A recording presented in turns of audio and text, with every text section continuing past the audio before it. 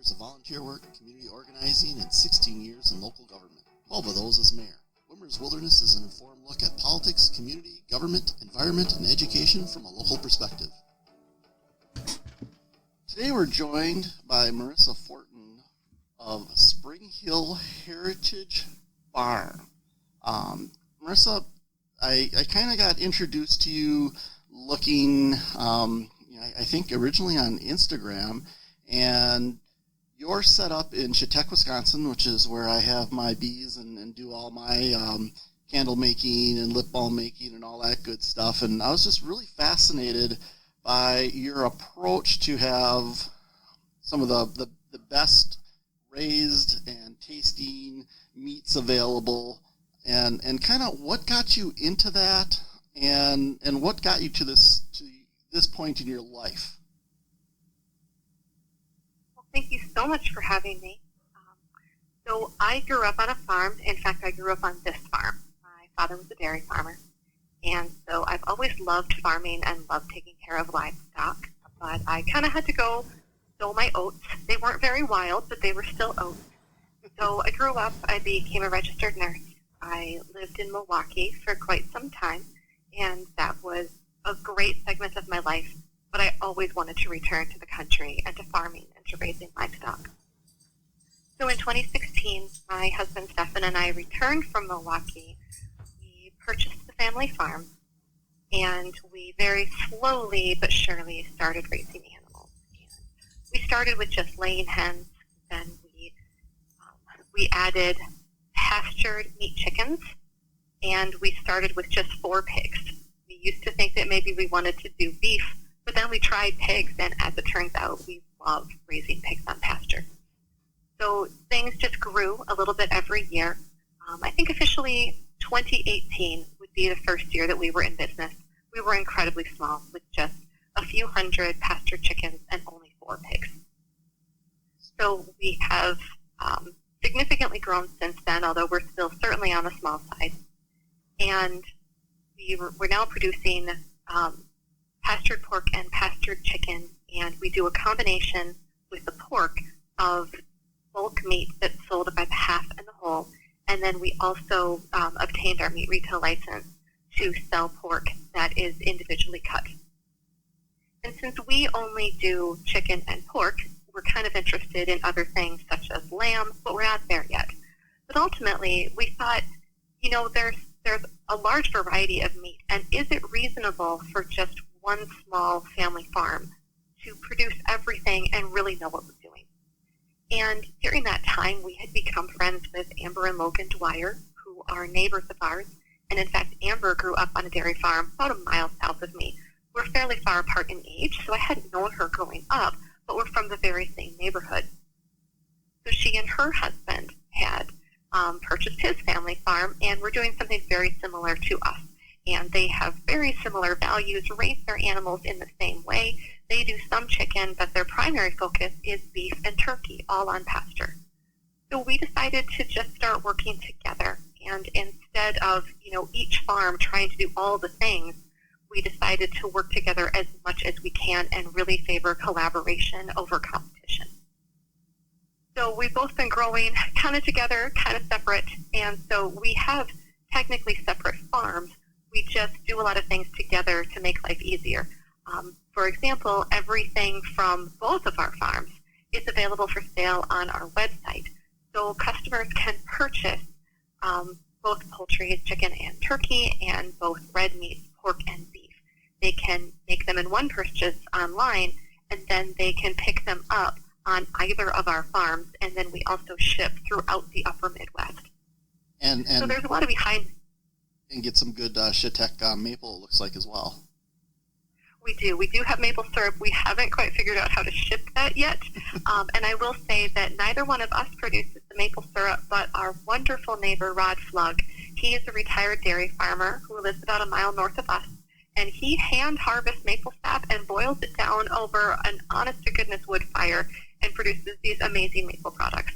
So those are available for purchase on the website and pickup as well.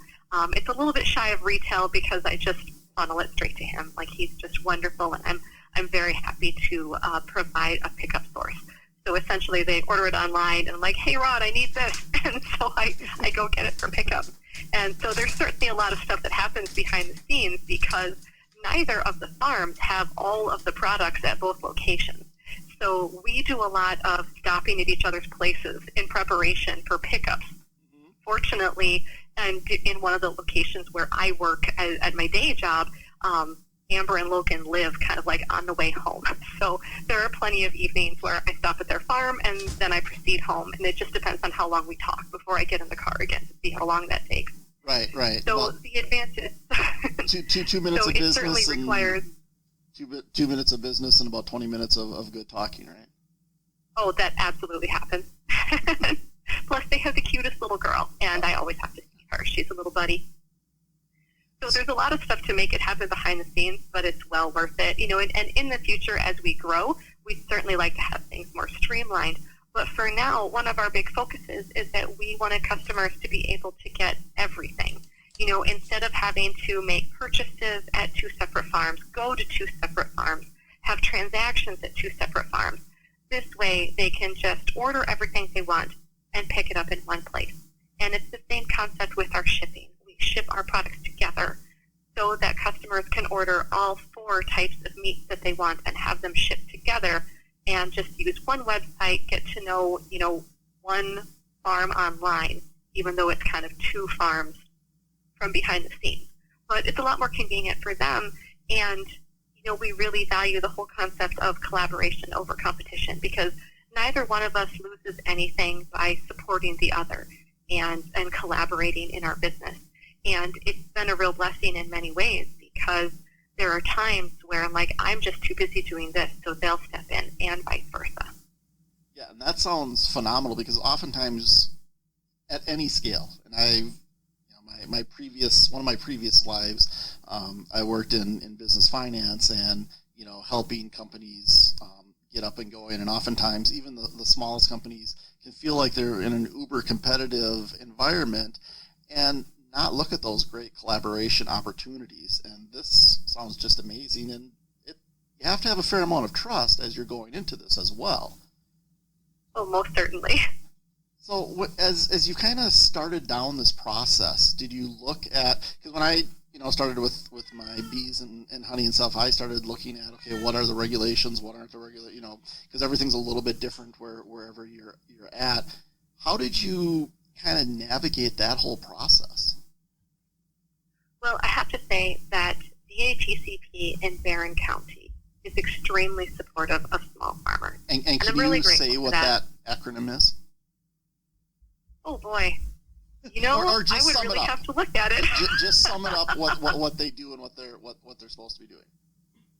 Essentially, they are the regulators for small food producers and kind of direct-to-consumer providers. So they were able to help guide you along and what you needed, what process and what your facility should be, and how you should manage all the different products that you're selling. Exactly, and there's a lot of resources available online. I have to say Wisconsin does a really good job of that.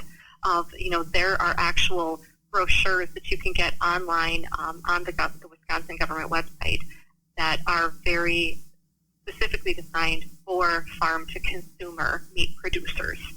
And so they're pretty clear language. Now, I have a tendency to be, I always want to make sure that my I's are dotted and my T's are crossed. Mm-hmm. And I remember that when I was looking for the meat retail license so that we could obtain our county license to sell individual cuts of meat out of our farm store, I was reading all of this. I was reading way too into it, and I was so concerned about getting all these things. And I sent an email, requesting an inspection and anything I should prepare for, and do you need a HACCP plan written out, and all these things. And I got this wonderful, kind email back saying, it's okay, Marissa, you're making this way more difficult than it needs to be. I think you've got everything covered. This is what we need. Yep. It was so great. I was really appreciative because I was so worried that it was going to be really complex and that I wasn't going to pass and that they were going to find all these things wrong, with my little on my four-season porch farm store. But in fact, that wasn't the case at all. And I have heard horror stories from other states and other counties of inspectors who are almost anti-small farmer. And we're really fortunate that's not the case at all. Barron County is a really good resource. There are a lot of us in this area who are very small farm-to-consumer meat producers. And we really I haven't even heard of anybody else having a bad experience with Barron County. So they're happy to answer questions, and they're a really good resource. So when you kind of started doing this process, was this something that you've always wanted to do? As you said, you're kind of, you're down in Milwaukee and you came back and you bought the family farm. Did you envision this, 5 years before you started doing it? Or did you kind of, as you got into this, were like, this would be a really great thing to do? Because I do want to ask you a couple of questions too about the differing types of, free range, locally fed, low stress, pasture raised, all the different meanings of that and why that is important to you as well. Certainly. So I've really always loved farming. When I was a kid, I don't know that I really wanted to ever take over the dairy farm. A lot of that is just because of the twice-a-day milking and simply because it's just so not profitable. Right, and you have to be a large enough size. I'm come from a farming family as well, and you have for dairy farming. It used to be if you had 50 to 80 head, now you have to have several hundred head just to break even essentially. Yeah, that's exactly it. So it never really appeared to me like I always liked dairy cows themselves, but I really didn't want to be a dairy farmer. But I just like raising livestock. I like the rural lifestyle. I like being a farmer. And I find something very satisfying about producing food in general. So I think when we were kind of getting to the point of, we were in Milwaukee for a decade. And I'm sorry for that.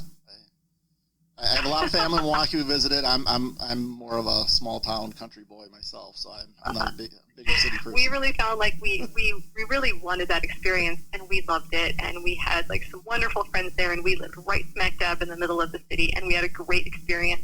But we were also ready to leave. Yeah. At the end of those 10 years, I'm like, I want to go home, and I want to go back to my tiny little small town and live in the middle of nowhere. So I think 5 years before we actually left, we started talking about farming and what would that look like. And of course, in a way, I was starting from scratch. Not really. I mean, I had a farming background, but I knew that I wasn't going to do dairy. So then trying to figure out, like, okay, what would that look like, and how could we potentially, even have some income from this? And originally, I don't know that I even thought about pursuing it as, like, a supporting business. As time went on, I kind of realized, like, no, I really want to make something of this. Like, I want this to be our career. But it really took a while to get there. I think originally, I just always thought about beef because I grew up raising cows. So it was kind of a logical transition to think, well, I'll do beef. And as time went on, and I will say, I think even when we first moved here in 2016, I kind of thought, we're going to do beef. But a few things made me realize that maybe that wouldn't be the best fit for us. One of them is just the realization that a whole bunch of other people around here already do beef.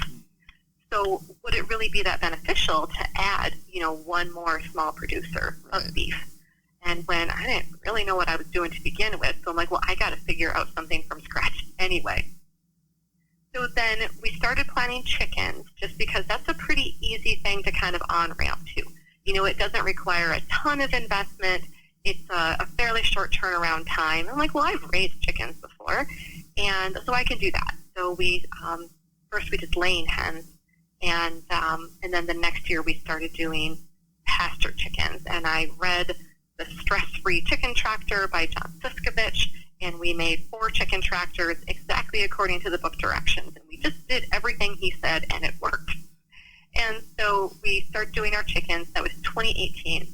And that same year, I had maybe thought about pigs, and I will admit that it was partially because I think they're cute. But also, it was just that it's something different.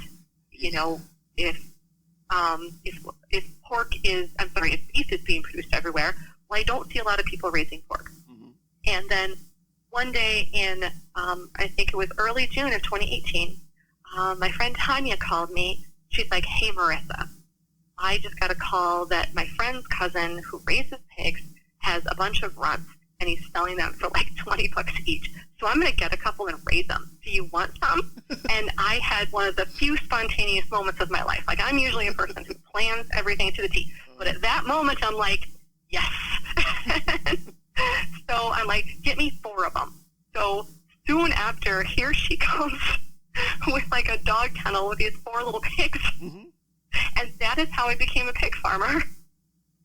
Well, we had when I was growing up, on my mom's side, they had larger dairy operations, but my dad was a truck driver, and so we had a 40-acre hobby farm. Used to be my grandpa's fox ranch, and so we had a little bit of everything. We had cows, we had horses, we had pigs, we had goats, chickens, of course, and stuff. And I would get my money by selling the eggs at the co-op when I was growing up from the chickens. And then one of the funnest things that we always would do would be go ride the sows when we were like 6, 7 years old, and they'd go, running around as we're riding on their backs and stuff, which was a lot of fun. I've always loved pigs. I don't know why people are so down on them, but I think they're just fascinating. You have to show them a lot of respect when they have their their little piglets, initially and stuff. But they're highly intelligent. They're great to work with.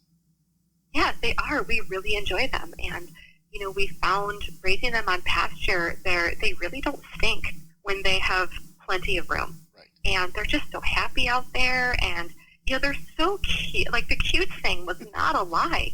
When they're running through the field and their ears are flopping, like, they're adorable. Oh, yes. Yep. It's great to hear that. It's really a blast, and it's great to see them in an environment that they enjoy. And so we just bought some portable electric netting fence, and we got an old shipping crate and made a shelter out of it. And of course, they were just little at the time, and there was just 4 of them, so we were really able to kind of wing it with just 4 pigs. And we learned that we really liked it, and so we kept one for ourselves, and then just a handful of people who we knew were interested, and so we sold them by the halves and the wholes, brought them to the butcher, and it went really well, and the pork was delicious. Everybody who purchased a pig that year is still a customer. And that's the greatest acknowledgement of what you're doing. Yeah, it's been really, really great, to see that return of like, yep, we're doing this again. You got a pig for me? Like, yep, I sure do. So in 2019, we went up to 12 pigs, and we still did them only by the half and the whole. And that worked out great. And then the next year, so then 2020 hit, and we decided that, well, people are looking for food, and we're going to provide food. And we just decided that, well, we've been wanting to expand and to increase, and we're going to take our opportunity.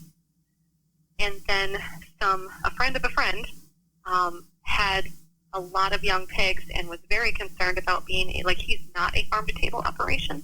He was really concerned about where they were going to go. And because their buyers were being lost, of course, that's, the beginning of 2020, and the pandemic is hitting hard, and there's shutdowns. And so we talked, and we purchased, I think it was 26 wiener pigs from this farmer and raised them. So that was how we got into this, oh, goodness, here we go. We're really doing this. And, there were definitely moments from, what have we done? And, we had to, figure out, larger shelter, better systems for watering and feeding. And so there were definitely times where we're like, what are we doing? We don't know what we're doing. But we figured it out, and it worked really well.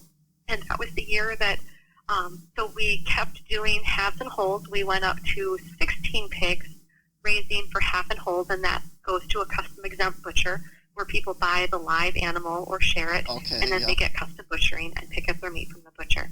But 2020 was the year that we also started working with a USDA-inspected butcher.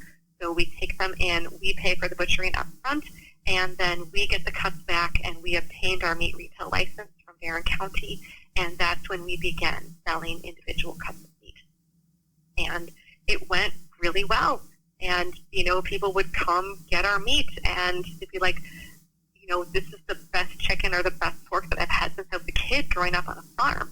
And that's kind of when we realized that, like, this might actually work. And we really like it. It's so incredibly satisfying to produce this amazing food for people in our community.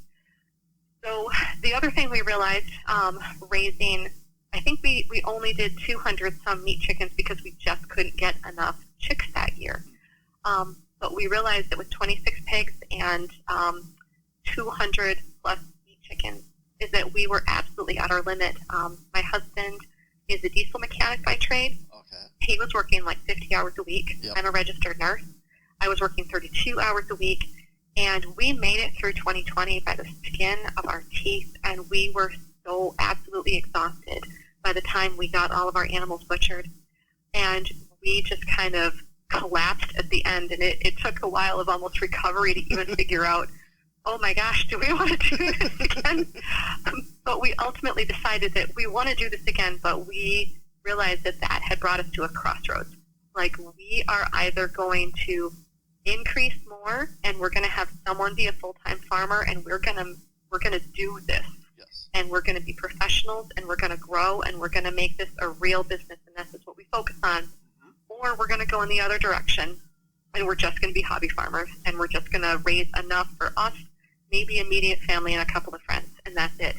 Because we cannot both have full-time jobs and do this to this level. It was right. just untenable. And so we kind of spent the winter really figuring things out. And over the winter was when I built the new website you see now where you can order online. And that's also when I figured out shipping and getting that going. And it's also when I reached out to Amber and Logan. And Amber and I spent a solid 3 hours at the local Hope and Anchor coffee shop. Which is a great coffee shop for anybody. Isn't it wonderful? Like, I had to throw it out there. Oh, yeah. No, it's great. Mm-hmm. And, like, highly, highly recommend. Yes. And so, we spent, like, a 3-hour planning session one afternoon figuring out, like, what are we going to do? How are we going to do this? You do this. I'll do this. And ultimately, we decided that, yes, we can make this a business and we can make this a supporting business.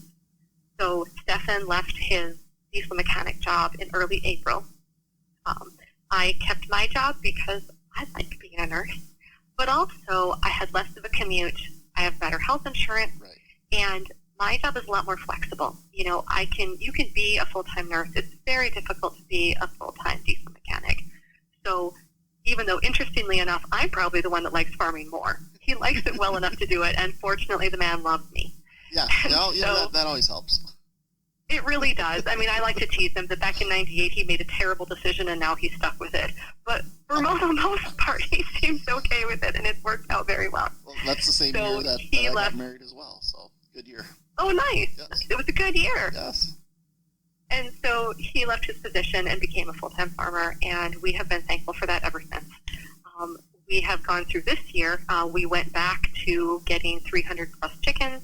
We did 28 hogs, and we've had many moments this year of wondering how in the world we did it last year. So we're very, very glad and that we now have a full-time farmer. And so it's also meant me doing less of the physical chores, which I will say I miss. Like, I really want to get to a place again where I have the time to do more of the hands-on farming chores because I really enjoy them. But it has given me the opportunity to do a lot more behind-the-scenes work, marketing, making the website better, and getting information out there so that we can really grow the actual business. Because one thing I've learned is that raising livestock is really just a tiny fraction of this whole concept of farm to table. And I knew nothing about business. I mean, they don't teach marketing in nursing school. I mean, I keep thinking of the times when I was getting my bachelor's degree and I walked by the School of Business and I never once thought that I should take some classes there. And I wish that I had, because it's been a really big learning curve. And of course, I like to joke that as a nurse, I've never had to market myself. It's like, here's my resume. When can you start? Exactly. And that was the extent of it. And so So I was really spoiled in that sense. So trying to figure out how to market myself as a farmer with something to offer was just a really big learning curve. And actually, if I can throw out one resource, I took Kelsey Jorison's Cultivating Capital course. It's an online course, and it's marketing for farmers. It was an absolute godsend. It was the things that I needed to know explained to me well, and it was really, really crucial. Like, I don't know what I would have done without that course. It made all the difference in the world. Because for someone like me, pretty much starting from scratch, I didn't even know where to start.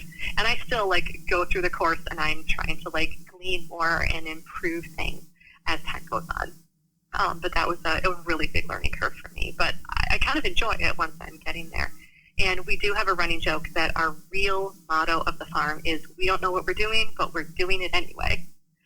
We don't advertise that, but that really is some level of truth. Well, that kind of... But looking back, it's also amazing how much we have actually learned and figured out along the way. Well, being open to that and realizing that you don't know a lot about what it is you're doing, and you're not stubborn, okay, we're going to do it this way no matter what kind of thing, but you're open to those ideas and really wanting to learn helps out a lot. The question that I, always get whenever I, kind of see an operation like this, and I have even, doing, starting out, because each year now, this is my third year doing my bees, next year looking at doubling the size of what I have, and, kind of like where you're at, is this really what I want to do or not want to do?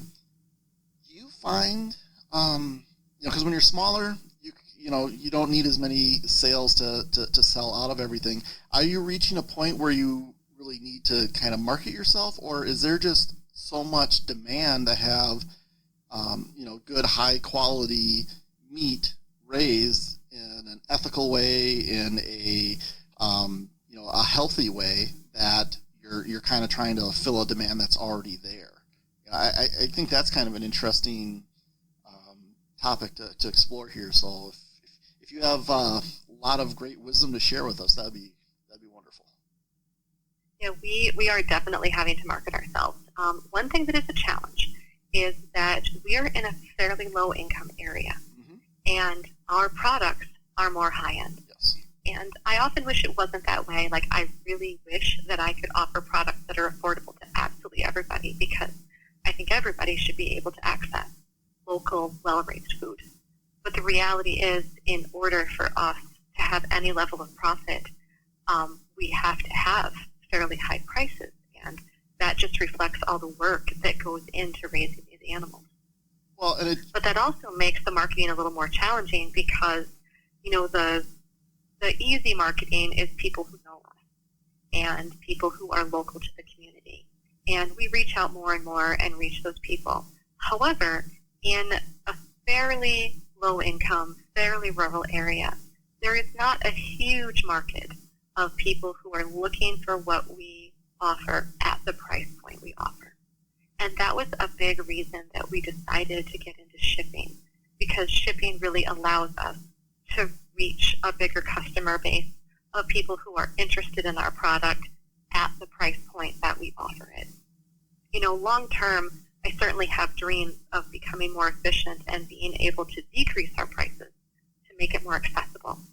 Because I want people in. My dream would be that everybody in Chetek and the surrounding area bought directly from a farmer, whether that's me or another farmer. Right. Because I want all farmers to succeed, and I firmly believe that a rising tide lifts all boats when it comes to farm to consumer producing. But that's just not the way it is now.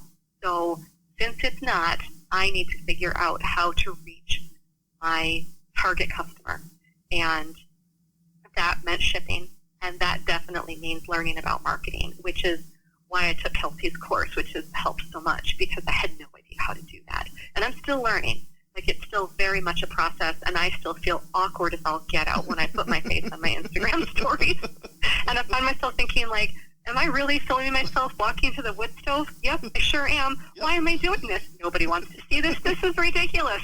I don't even look good right now. But but I do it anyway, because I I know that a lot of people, like, they want that glimpse into farm life, and they want to know their farmer. And, messy hair, lack of makeup, just woke up face. It's still me, and I'm the farmer, and here I am, and thank you so much for watching, even though I kind of feel ridiculous and I don't know what I'm doing. But I'm doing it anyway. So that's definitely the part of marketing that is necessary, but also a challenge, is to reach out to people who are looking for my product, because I believe that the demand is absolutely there. The question is, how do we match up between the farmer who has the product and the customer who wants to find their product? And so many things are online, and so I've been working bit by bit of improving my website and improving the SEO, or the search engine optimization, for anyone listening, so that people who are looking for products like mine can find me. Because it's all very well and good to raise pastured chicken and to raise pastured pork, and for Amber and Logan to raise pastured turkey and beef. But if the person in the Twin Cities who is looking for this stuff can't find it, if they do a Google search and nothing comes up, well, then that doesn't do anybody any good. So that's where the marketing piece has come in, because, just word of mouth isn't enough. Just having a sign at the end of the driveway isn't enough. And so that has been the big learning curve, is figuring out how to tell people that I have what they're looking for. Well, the website itself, and hopefully everybody will go check this out. It is so clean. I mean, it is. Thank you. I just, and I'm terrible at doing websites. And of course, my own website, I've got, basically 3 different things going on with my podcasting and writing, whatever else. So it's a bit muddled that way. But your website is, it is precise. It is clean. It is incredibly easy to use. The pictures are fantastic. So this is, you've done an excellent job with that. There's no doubt about that. Well, thank you. I really appreciate hearing that, because I had no idea what I was doing, and I cried a lot when I was making it. Well, you have that great balance where it's just very, and again, the best word, and try not to be too redundant with it, but it is just clean and effective, and the pictures are telling you everything, and it's just, it's very responsive, and it's also very quick to get through, meaning that it's laid out in a very efficient manner as well. So when people are clicking on here, you just get to boom, boom, boom. It just makes it so easy. So no, that is working wonderfully. Thank you. That is really nice to hear. The your story and the other couple story is I think the story that's reinvigorating farming in Wisconsin and everywhere else, where people are coming in, and the farm might have been used for a dairy operation at one point or something else, but now we're getting this kind of back to what the core of farming used to be, where your local farmer supplied the local market. The issue that is, go ahead. I'm sorry. Oh, sorry. No, yes, that is very much our focus. And the issue that you're having with the price is kind of the same thing I have with my stuff a little bit, in that you're taking the time and energy to essentially create a premium product, and there are going to be people who want that, but then are also looking at, and I get this depending on who contacts me and from where. Can I get it, but at this price for this whatever? And there's a certain point where you just can't do that and still make the margins you need to make on the product, because the work that you're putting into this and the type of farming, this isn't where you have 200 chickens in one big pen and you're feeding them till they get to a certain point, and then it's all over. This is a healthy, essentially disease-free type of raising meat that gets the healthiest product to the consumer. But it's I hate to use the word this way, it's not as efficient as some more industrialized farming, but the quality is so much better and so much healthier. Do you think you just need to educate people more in the local market, or do you think it's just a price point that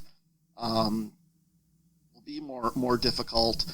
And then, not to add too many more questions here in one segment, but the Chetek area is a tourist area as well. Summer population explodes. Your product essentially comes to, the newest product of that market comes a little bit later after maybe the tourist season is out. Is there a timing issue there where you might be able to take advantage of other people kind of coming in to buy the product, or do you see uptakes of inquiries when the population of Barron County essentially doubles every summer?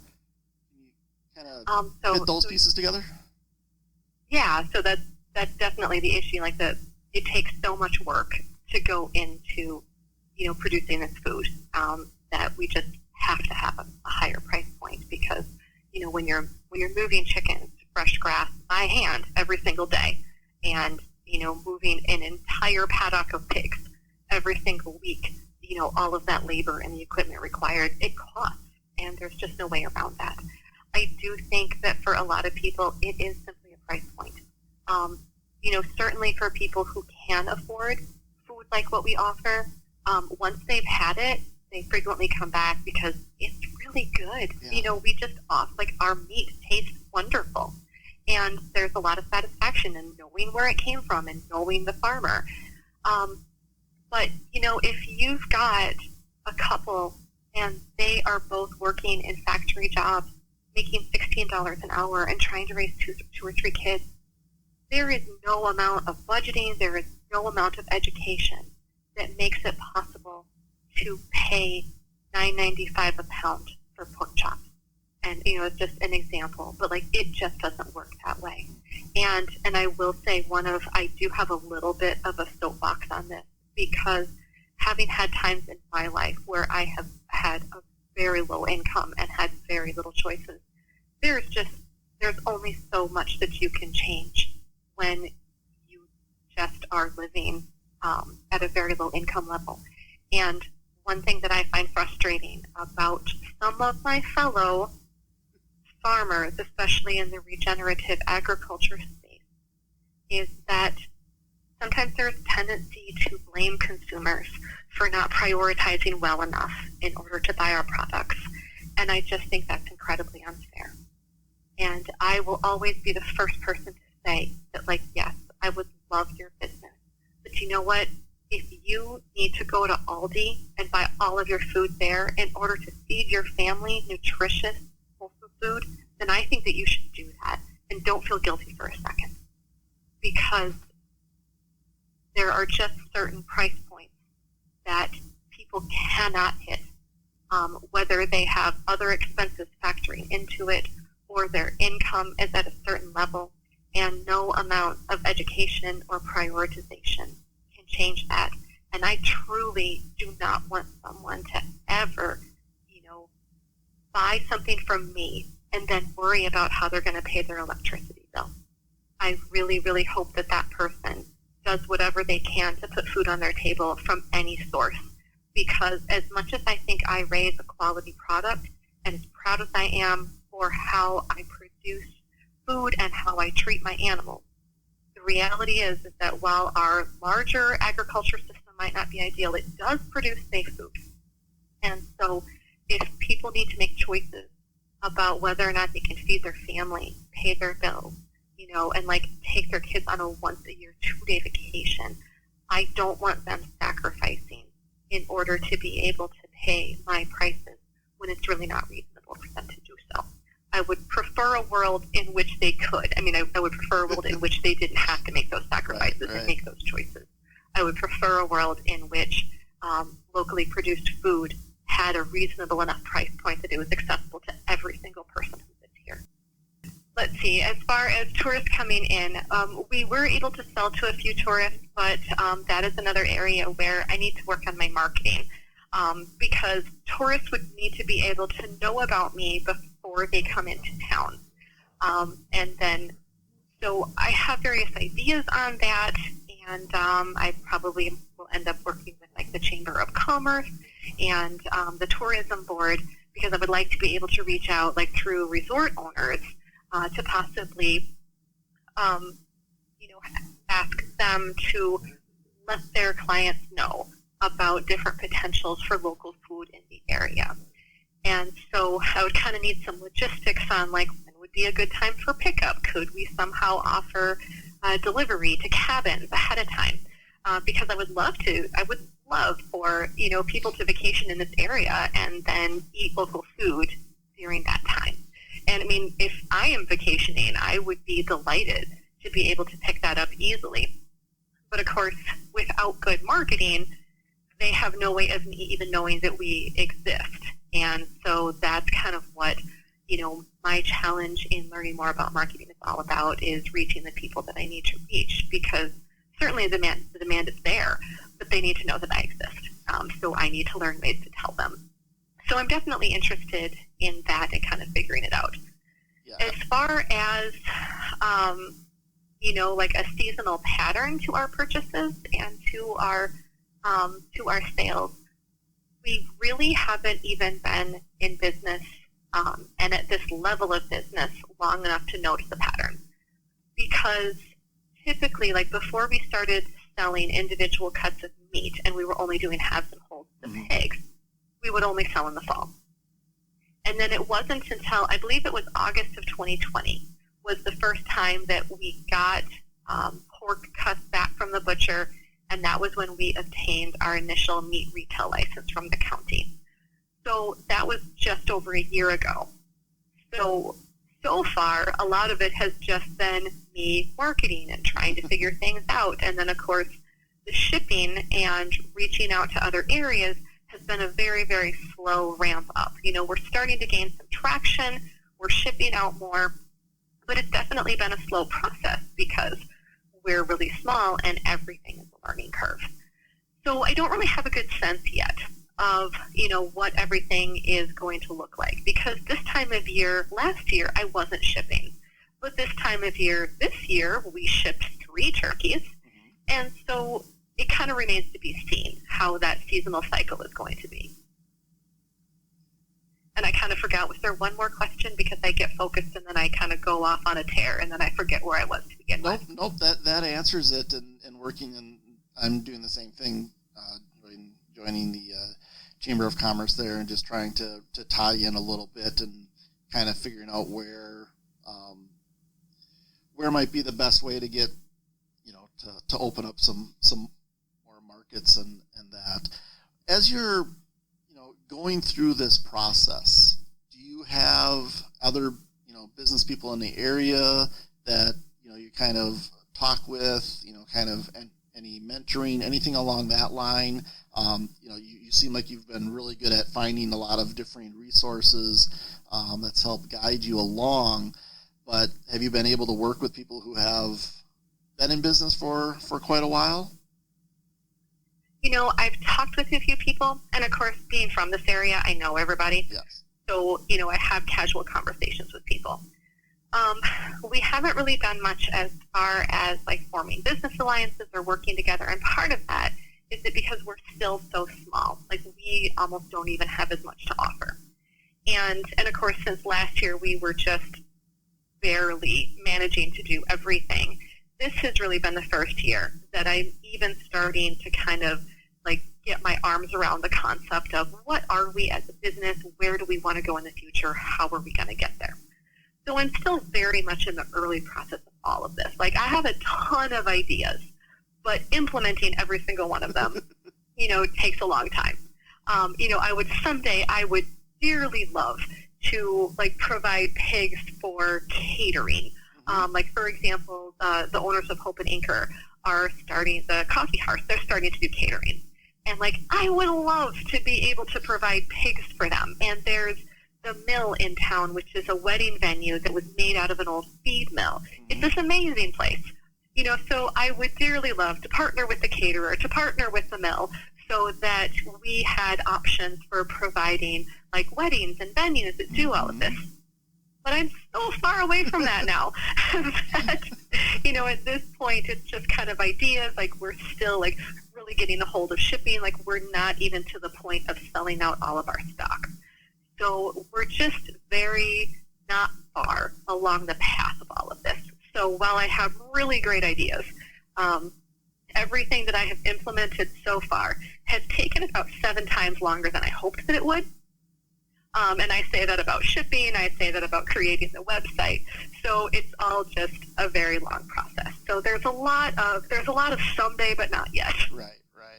Well, that's one of the things for with honey, especially. My other products are a lot more conducive to shipping, but honey being such a heavy product, shipping is ridiculous from a cost standpoint. So what has been kind of the highest hurdle you've had to get over the last couple of years here of making a go of this? I would really say, so last year I would say it was time. Trying to do all of this while both of us were working off the farm was incredibly overwhelming. And it was just really exhausting. And so that was last year. And then this year has been a lot of trying to catch up on all the business aspect, marketing aspect things that ideally we should have been doing all along. But it just didn't have the bandwidth for everything. Right.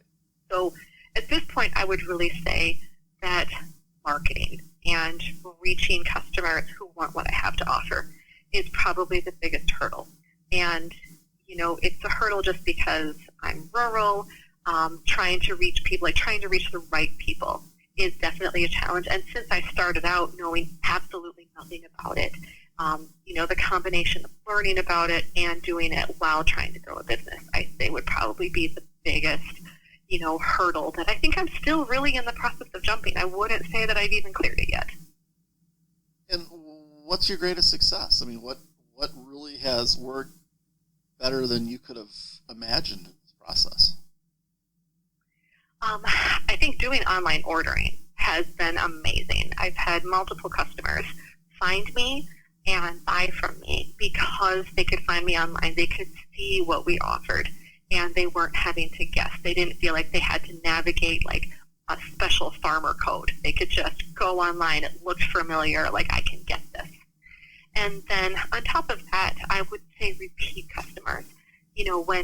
When customers buy again because they bought something from me and they're like, this was so good, and they come back and they want more. That is such an amazing feeling. To just know that we're successful in producing a really high quality product that people want. Like, that is just an amazing feeling to just know that we're feeding people and that we're feeding people well. So when I would consult with new businesses, the standby is, your first 3 to 5 years, you're not going to make any money to put into your own pocket. So it gets to be a bit of a tough road to hoe here. And then also being a nurse during a pandemic and starting a new business, how do you keep your sanity? Coffee. Hope and anchor. See, that's the answer to everything, right? Exactly. It all ties back together. No, it's been interesting. I am fortunate in that I left inpatient 3.5 years ago before the pandemic. So I am no longer, I was a critical care nurse. Oh. And so I don't know how well I would be doing if I still was. So I left critical care, even though I loved it, because, I did in-hospital nursing for 15 years, so I was very done. Yeah. But I don't know that I would be able to do both if I was still doing critical care nursing. I just don't. Even in the clinic setting, there's a lot. I sometimes pick up extra shifts. I do the outpatient center for the monoclonal antibody infusion. Okay. I do vaccines. I do phone triage. It's a lot. And fortunately, in the clinic setting, I'm able to have predictable hours, and I get lunch on a regular basis, and that's really great. So that makes a very big difference. But it's still a lot, and it's just a challenge. My big goal I'm hoping within the next 3 to 4 years is that I would like to be able to cut back a bit. I don't want to leave nursing entirely. I like it, but I would like to do it a little bit less. And that is definitely a hindrance in, figuring out the marketing thing and the business thing, is that I'm learning it, I'm doing it, and I'm still working a lot, and I'm still kind of tapped out. So to be frank, it's just a struggle that I don't have a good answer for, but I just kind of do it. And, over time, it's certainly gotten better, and things have gotten easier, and, as I learn more, it's not as much of a struggle. But it definitely is there. And that thing about the 3 to 5 years is no joke. We're not in a position yet where we're really like pulling in an income. I kind of joke that I'm really in nursing to support my farming habit. Exactly. But there's a big on-ramp. And that is, that's such a big barrier in agriculture. There's this very idyllic vision of like, go back to the land and raise some food and sell it and you'll be fine. And, that's a well and good, but you got to buy the land or lease the land. You got to get the equipment. You got to figure out how you're going to make an income. It has to be enough of an income.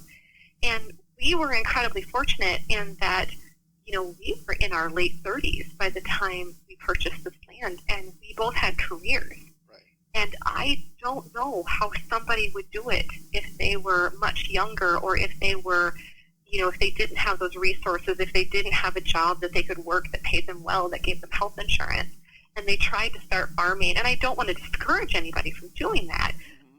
I just think that the reality of this romantic notion that we can, produce food and people will buy it and we'll be able to live off of that money, it's not always that pretty and clean. And there's some really big barriers that are in place in order for people to start farming. And it's been really challenging for us, and we are coming from a place of enormous privilege. So to try to picture that same situation for people who don't have all the legs up that we have already had, I don't want to say that it's insurmountable, because I always want to encourage people to do it, and I hope that as time goes on I can be a resource for people to start being successful farmers. But there are some really big barriers in place. And ultimately, if we want to get to a place of regional food production and feeding one another within our communities, we're going to have to figure out how to break down those barriers. And I don't even pretend to have the answers.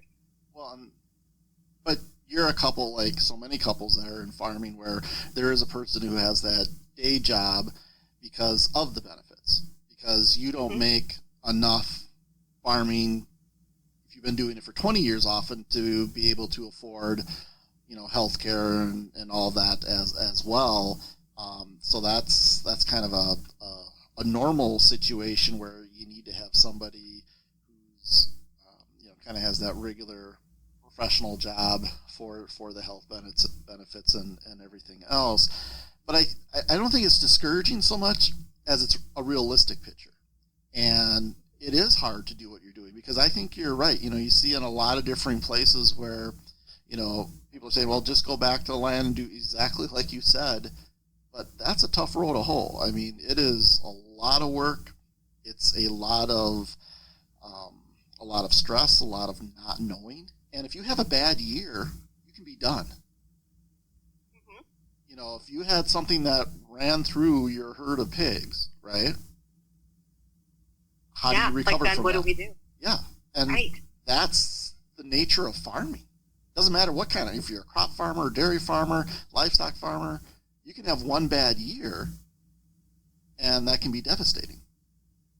Yeah, absolutely. And if you have nothing to fall back on, which is why I have joked to my supervisor that if she ever wants me to leave my current job, she's going to have to pry me out with a crowbar.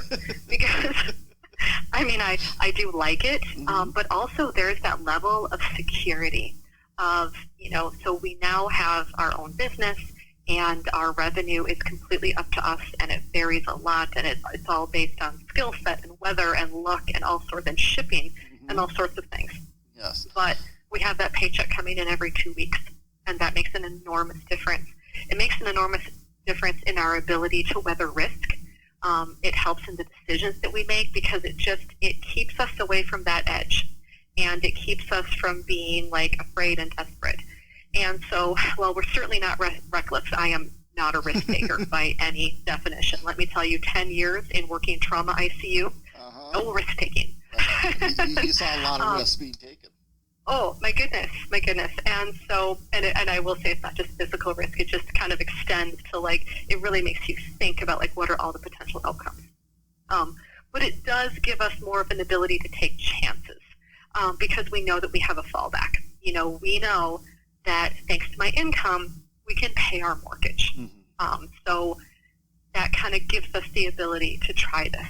And, obviously we really hope that this becomes a success and it becomes, a supporting enterprise and that it grows, and we want to grow and offer people good jobs, and we want to reach out to other producers and help them get started. We have all these dreams. But if we're not successful, because the reality is we might not be. I would love to say that all of this is set and that like, yep, I'm good at this and we're going to do this and it's all going to be great. But the reality is that I could still fail. And as much as I don't want that to happen, if I do, we're still going to have a roof over our heads and we're still going to have enough to eat. More than enough to eat, actually, because if we don't sell this, we have so much food. Exactly, like feed the neighborhood. But that position gives us an ability to make decisions that would be very hard to make in other circumstances. And it's given us, a lot of comfort and security, and let us kind of take the time to really think about things and decide how we want to approach them. And I don't know that we would have made the same decisions if we were making them with some fear involved. And certainly it could be argued that like maybe it's good to have some fear, that you take more chances, but that's not me. So I feel very fortunate to not have to make the choice of like, hey, we either try this or we risk bankruptcy. It's more of like, hey, well, that would be a substantial setback and I would be incredibly disappointed, but we can still pay our mortgage. Right. Well, and the way that it's set up, or at least my perception looking from the outside, is it's scalable either way, right? So let's say you keep trying to go, forward and getting larger, and you hit a point where, maybe you've gone too far or what have you. You can dial it back, and it's still, it may not be the full supporting, 5 people kind of business, but it is still a business that is paying for itself and adding benefit to you that way as well. So again, it's the way that you've got it set up. Kind of like an accordion, it can continue to expand or it can be brought back in depending on what the need is. But there's one more topic. Very much so. One more topic I want to get to before we end the interview, and that's food sovereignty and kind of controlling of how the product goes through the market and all that. Could you talk a little bit about that and kind of explain that concept and why it's important? Absolutely. Now, I will say I'm certainly not the expert to talk about here. There's knowledge that I have, mostly because I have, looked at what other people have said. And, for example, Linda Black Elk and Chris Newman of Sylvan Aqua Farm and Amber Tam, like they all talk about these issues and know so much more than I do. So I can parrot a little bit, but I also don't want to give the impression that like these are my ideas that I'm owning. The ability of people to feed themselves, I believe, is a fundamental human right. And it is one that there are so many barriers in place. And of course, the biggest barrier is land access, because we can say that someone has a legal right to raise their own food. But if they don't even have anywhere to go to do that, do they really have a meaningful right to raise their own food? And then, of course, you get into different laws. And, of course, I'm very fortunate living in a rural area. I'm already in farm country. I'm already on a farm. No one is questioning my ability to raise food for myself and for my community. And I do have to go through certain regulations, but most of the regulations are okay-ish. I don't think that every single one of them is quite necessary, but overall, they're not insurmountable. However, there are so many areas of the country where people really don't have the ability to produce their own food, whether community gardens are outlawed or people can't have backyard chickens or backyard rabbits. I kind of wish those laws would be struck down as unconstitutional. Don't see that happening, but, I can dream. But I think it's so very fundamental, because the way everything is right now is that we have this incredibly giant, cumbersome, fragile system. And I think a lot of people who are kind of on the inside of how food is produced recognize how fragile the system is. But it wasn't until the spring of 2020 when it became glaringly obvious that with all of our incredibly lean manufacturing, and lean is not necessarily a bad thing, but it can be overdone. And we have created systems where everything is just in time. Everything is done like just barely, just in time, not well stocked. And it really didn't take much to break the supply chain. Because really, when we think about it, yes, there were shutdowns, and yes, COVID was coming. But the pandemic hadn't truly struck everywhere. Because here, nobody was sick. There were no cases yet in Barron County, and yet there were empty food shelves, and there were, empty paper product shelves. And so it just showed us how there was absolutely no robustity. And so I do believe that regional food production is absolutely key to food sovereignty and independence and food security and national security as a result. Because if we can't feed ourselves, there's nothing else that we can do. And if we had more regional food production systems, then we would have had the ability to help other areas of the country when they got hit. Because if there are multiple meat plants, then there's a place to go. But instead, we only have, 3 companies that control the vast majority. It's either 3 or 5 companies that control the vast majority of meat in the United States. So they shut down, and then there was nothing. And if we really had a robust regional food production system, that wouldn't have happened at all. Because if you can have an outbreak of COVID in one plant, but if you have all these other plants throughout the country, you still have options. And so I really think that food sovereignty is a combination of a fundamental human civil rights issue, but it's also just a life security issue. Because if we don't have regional food production, then we have no option. Well, and we saw that especially in the pork industry, where there are a couple major plants in the country. One of them went down, and pork prices just skyrocketed, and people had no place to take their pigs to. I mean, it's just amazing how that whole thing goes back down onto the farmer, and then you're having people who have hogs that they can't get rid of, and it's a complete dismal failure. And it's one of those things that, as you build, I'm big on building resiliency into all kinds of systems.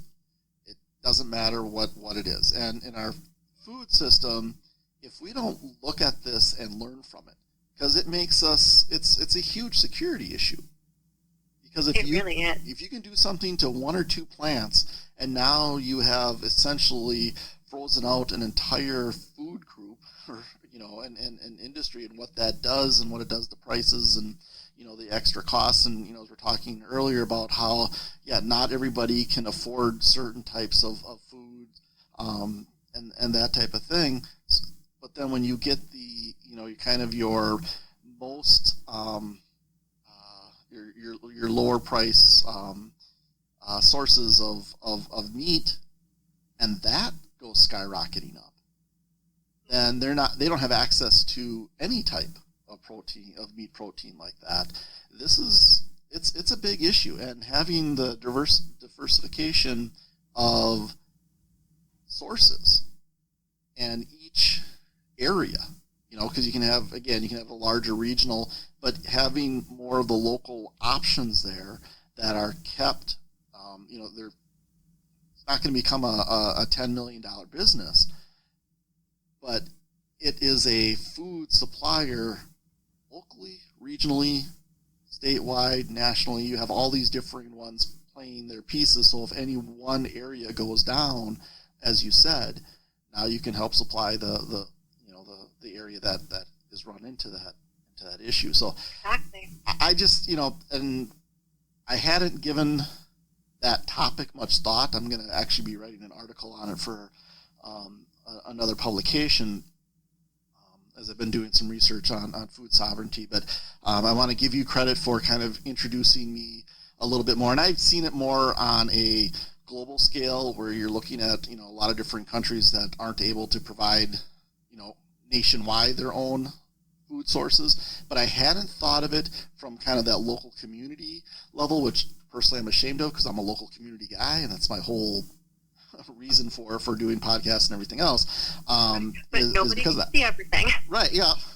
So I want to thank you for that, because it's integral part of a good community, of having all of these different things. And you see it a lot, farmers markets, vegetables and that type of thing. But looking at it from the meat side of things, and maybe it's just because there's a lot more that goes into it, a lot more regulation that you have to follow and everything else. But having suppliers like Springhill is important to those local communities, for sure. And I just want to put a plug in again on the website as we're here. I registered on your site. It takes less than a minute. So when people go to Springhill Heritage Farm, it's, when you look at it and it says, okay, you need to register, whatever, see pricing and that, don't be put off by that. It's super simple. It doesn't ask you, what your third grade teacher was or anything like that. It's super simple to get registered on there, and then you get all kinds of great information and everything. So I just wanted to let everybody know that. I want to thank you, Marissa, for joining us on today's podcast. Just a fantastic discussion about your farm in particular, and then really local farming and really what it means to our communities throughout the country, not just Chetek, Wisconsin, which is incredibly important, but all local communities. So again, thank you so much for joining us today. Everybody in our Wimmer's Wilderness audience, thank you for joining us for this podcast. We have a couple announcements I want to add on the end here. Go over to wimmerswilderness.org for all of your honey products. We have grade A raw honey, phenomenal lip balm, and candles. And if you would like, to order at least 5 lip balms, we'll do some special flavoring in there at your request. And you'll get this in the, kind of the exit clip here. But really do please go over to Wimmer's Wilderness on Facebook, Instagram, Twitter, TikTok, and like and share and do all those things that take you about 5-10 seconds to do, but really mean a tremendous amount to me and what we're really trying to get accomplished. The more people we can have hear our voice, the more successful we'll be, and the more great interviews and programming we can bring to you. Again, thank you so much, everybody, and have a wonderful Thanksgiving.